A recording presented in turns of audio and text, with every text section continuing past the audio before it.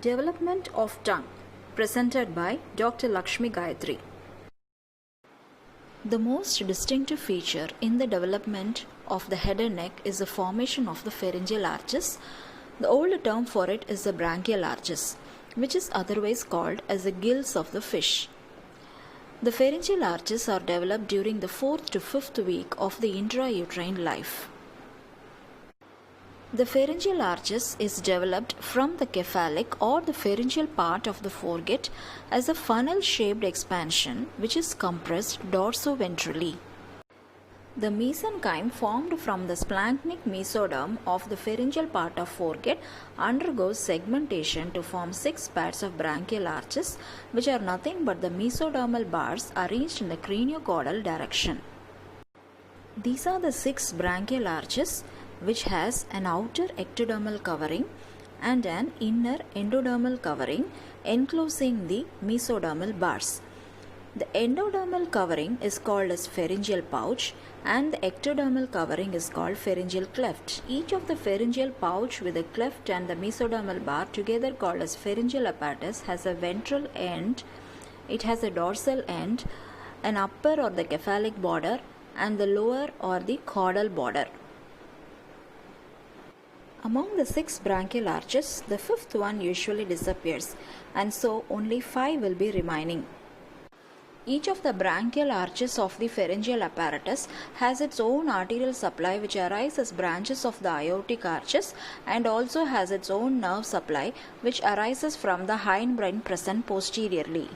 Considering the nerve supply of each of the pharyngeal arches, the first arch nerve is the mandibular nerve, which is a posttraumatic branch in the cephalic border, while it is supplied by the chorda tympani nerve, a branch of facial nerve which is a pretraumatic branch in the caudal border. The other arches, pretraumatic branches, disappear. The nerve of the second arch is facial nerve. The nerve of the third arch is the glossopharyngeal nerve. The nerve of the fourth arch is the superior laryngeal nerve. The nerve of the fifth arch does not exist because the fifth arch disappears. The nerve of the sixth arch is the recurrent laryngeal nerve. To know about the nerve supply of each of these pharyngeal arches is important when we study about the development of the tongue. With this introduction about the formation of the pharyngeal arches, now let's discuss about the topic proper, which is the development of the tongue. The development of the tongue is studied under 3 headings. One is the formation of the mucous membrane of the tongue. The second one is the formation of the muscles of the tongue. The third one is the formation of the fibroareolar stroma of the tongue. Let's study about the mucous membrane. The mucous membrane of the tongue is derived from the endoderm of the pharyngeal apparatus. There are different sources of formation of the mucous membrane of the ventral or anterior 2/3 part of the tongue, the posterior 1/3 part and the posterior most part of the tongue. The ventral end of the first arch forms 2 important swellings. There is a median elevation formed at the junction of the first and second arch.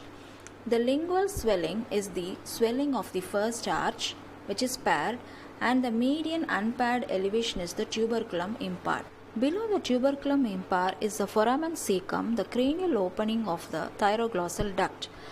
The second, third and fourth arch forms another median elevation called as hypobronchial eminence or the copula.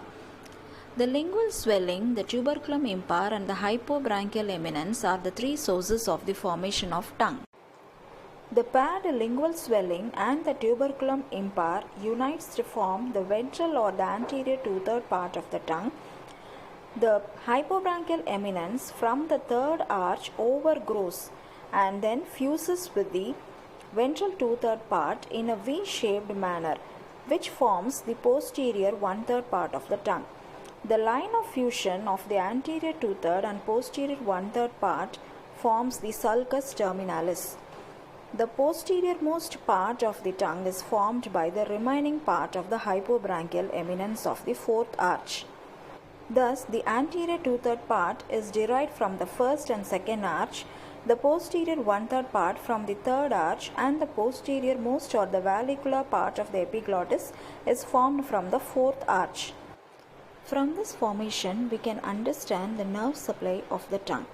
The lingual nerve branch of mandibular nerve giving the general sense and the chorda tympani relaying the special sense of the anterior two-third part or the nerves of the first arch, while the posterior one-third part of the tongue derived from the third arch is being supplied by the glossopharyngeal nerve, and the posteriormost part derived from the fourth arch is supplied by the nerve of the arch, that is superior laryngeal nerve. Coming to the formation of the tongue muscles. The tongue muscles are derived from the occipital myotomes, which are derivatives of the paraxial mesoderm. These occipital myotomes are supplied by the hypoglossal nerve. The myotomes migrate to the tongue, and while they migrate, they also drag the hypoglossal nerve along with it. Lastly, talking about the formation of the stroma of the tongue, it is derived from the mesenchyme of the mesodermal part, and that's how the tongue develops in the human body. The development of tongue occurs in the 4th week and completes by 5th week of intrauterine life. Now let's see some developmental anomalies. Aglossia. This refers to the complete absence or agenesis of the tongue rudiments.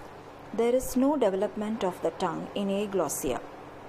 Hemiglossia means there is suppression of one of the lingual swellings, causing one side of the tongue underdeveloped. Bifid tongue. The anterior part of the tongue splits into two because of the failure of the fusion of the two lingual swellings. This is also called as snake's tongue.